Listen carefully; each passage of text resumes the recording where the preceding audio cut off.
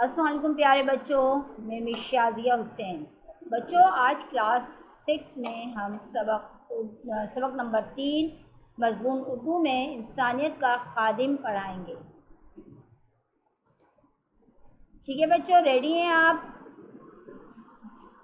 رمضان کا مہینہ تھا، ہر گھر میں افطاری و سحر کی پکوان اور عید کی تیاری کا سلسلہ جاری تھا۔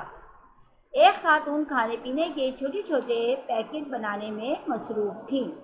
ان کا نوجوان بیٹا ان کے ساتھ ہاتھ بٹا رہا تھا۔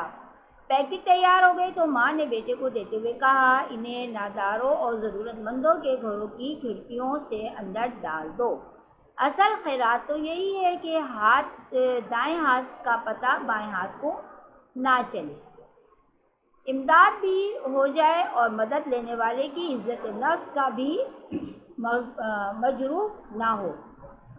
اس ماں نے بچپن ہی سے بیٹے کو دوسروں کی مدد کرنے کی طرف راغب کیا۔ ہمیشہ اسے یہی تلقین کی کہ دوسروں کی مدد کرو، دوسروں کے کام آؤ، جو چیز تمہارے پاس ہو اسے جمع نہ رکھو بلکہ ضرورت مندوں میں تقسیم کر دو۔ اس ماں نے اپنے بیٹے کی تربیت کچھ اس طرح کی کہ ہر روز اسکول جاتے ہوئے اسے 2 پیسے دیتی اور کہتی، 1 پیسہ تم خرچ کرنا اور 1 کسی ضرورت مند کو دے دینا۔ اس تربیت کا نتیجہ تھا کہ چوں یہ لڑکا بڑا ہوتا گیا، اس کے دل میں خدمت انسانیت کا جذبہ پروان چڑھتا رہا۔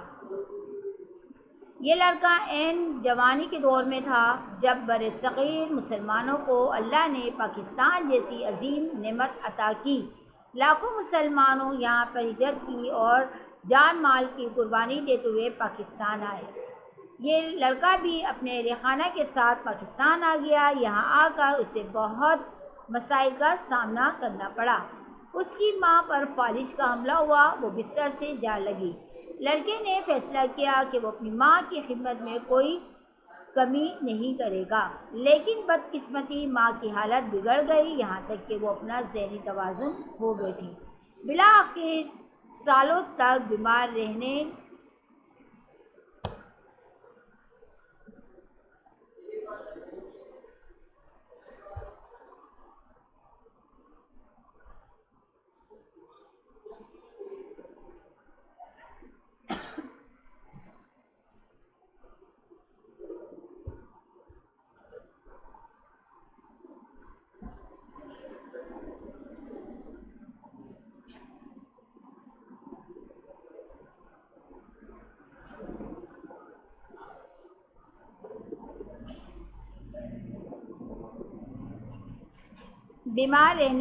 جب اس کی ماں نے دائے اجل کو لبیک کہا تو لڑکا صدمے سے نڈھال ہو گیا۔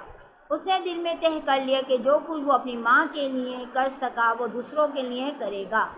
ماں کے مشن کو آگے بڑھانے کے لیے بے چین تھا۔ خدمت انسانیت کا ننھا سا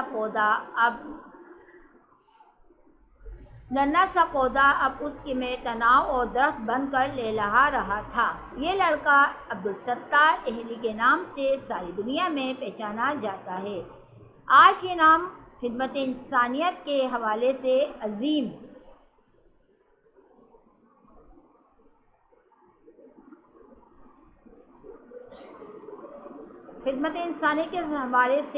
عبدالستار اہلی 1968 کو ہندوستان کے علاقے گجرات کے قصبہ بیٹوا میں پیدا ہوئے۔ پاکستان آئے تو خاندانی روایت کے مطابق زندگی شروع کی، مگر اس کام میں دل نہ لگا کیونکہ قدرت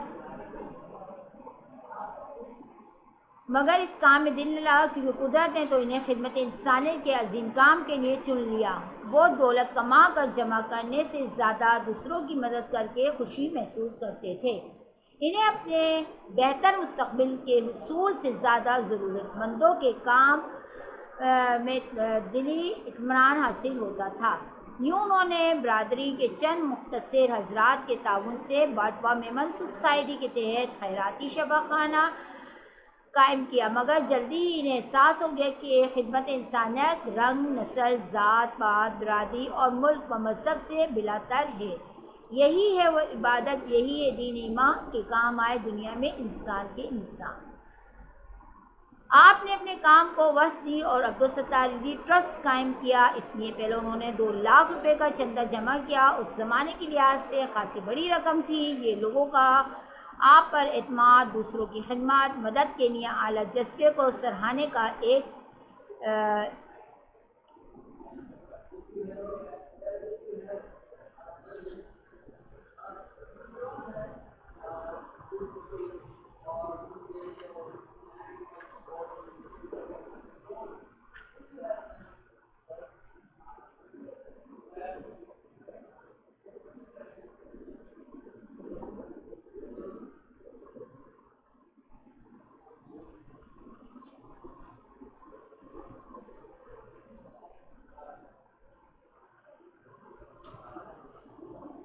سراہنے کا نبوت بھی تھا۔ آپ نے سراب بورڈ کے قریب اپنا گھر کے نام سے ایک کام کا آغاز کیا اور دیکھتے ہی دیکھتے پورے ملک میں آپ کا کام پھیلنے لگا۔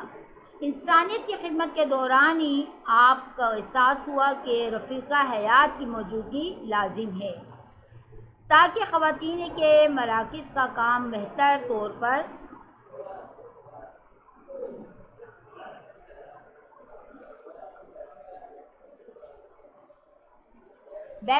پر انجام دیا جا سکے۔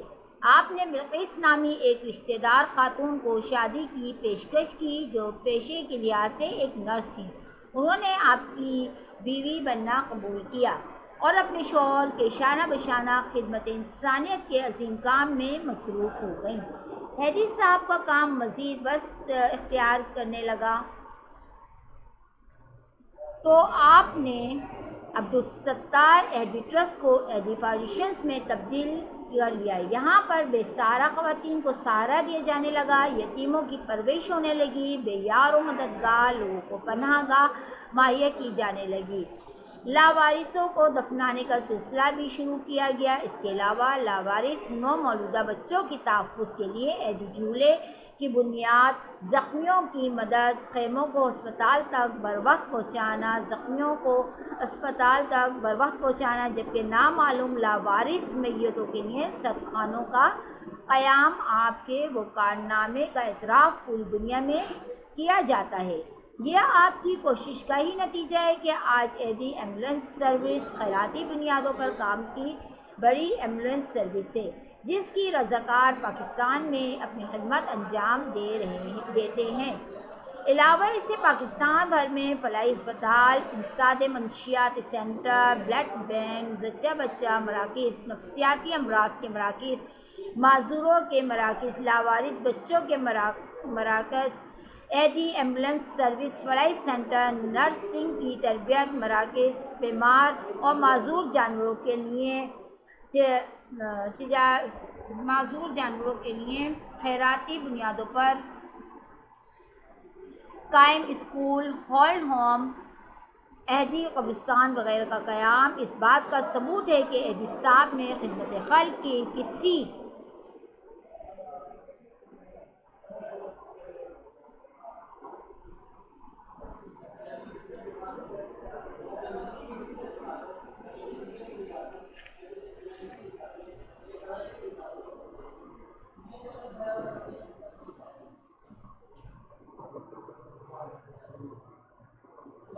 کسی بھی پہلو کو نظر انداز نہیں کیا۔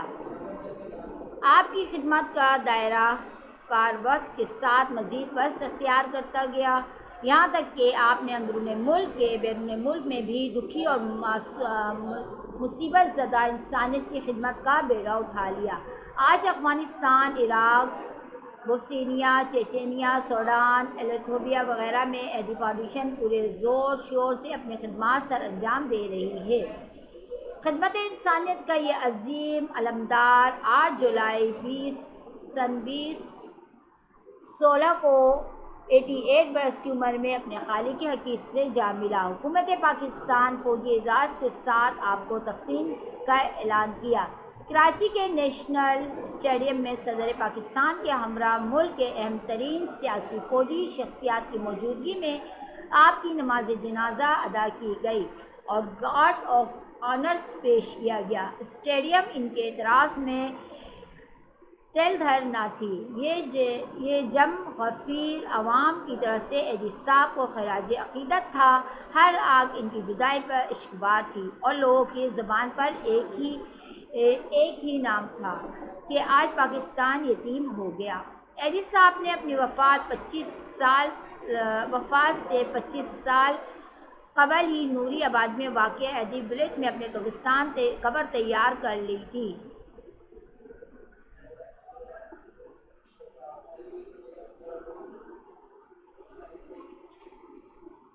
ایدی ولیج قبرستان کے لیے آپ کو اسی لباس میں دفنایا گیا جس میں آپ کی وفات ہوئی، کیونکہ آپ نہیں چاہتے تھے کہ کفن پر استعمال ہونے والی رقم کوئی ضرورت مند کی کسی شے سے محروم رہ جائے۔ یہاں تک کہ انتقال سے قبل آپ کے گردے کی بیماری لاحق ہو گئی تھی، لیکن بے سین والوں کے اصرار پر علاج معالجے کی پیشکش کی کے باوجود آپ نے بیرون ملک جا کر علاج کروانے سے منع کیا اور پاکستان میں اپنی زندگی کے دن پورے کیے۔ آپ نے انتہائی سادہ زندگی بسر کی۔ آپ کے بے لوث خدمات کو دیکھتے ہوئے صاحب ثروت اپنے تجویزوں سے آمدہ کھول دیے۔ آپ نے جب بھی تجوریوں کے منہ کھول دیے، آپ نے جب بھی سوال کیا، عوام نے اپنے خون پسینے کی کمائی سے آپ کی جھولی بھر دی۔ آپ نے کبھی بھی اس رقم سے عیش و عشرت کا سامان نہ بنایا اور اسے امانت کے طور پر دکھی انسانیت کے نام وقف کر دیا۔ آپ جانتے ہیں کہ اصل نیکی اور دکھی انسانیت خدمت میں چھپی ہوئی ہے۔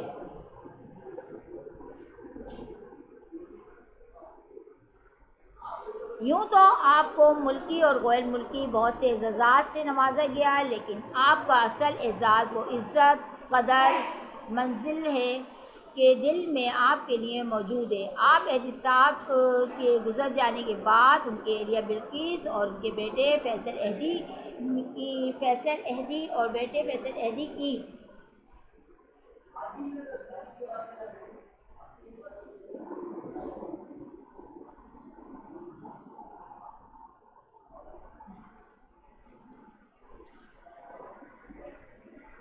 کی صدری میں خدمت انسانیت کا سلسلہ بالکل اسی طرح ہی جاری ہے جس طرح احدی صاحب کی زندگی میں تھا۔ اللہ تعالیٰ احدی صاحب کو اس مقام میں ایسا مقام عطا فرمائے اور ان کی مشق کو جاری رکھنے والوں کو ہمت اور استقامت بخشے، آمین۔ بچوں، یہ دیکھیں ہوتے ہیں اچھے لوگ جن کی تربیت ان کی ماں نے کی اور انہوں نے اپنے ماں کی بتائے ہوئے راستے پر عمل کیا اور آج انسانیت کے لیے انہوں نے وہ بہت کچھ کر گئے جو رہتی دنیا تک لوگوں کے ذہنوں میں اور دلوں میں ہمیشہ قائم رہے گا۔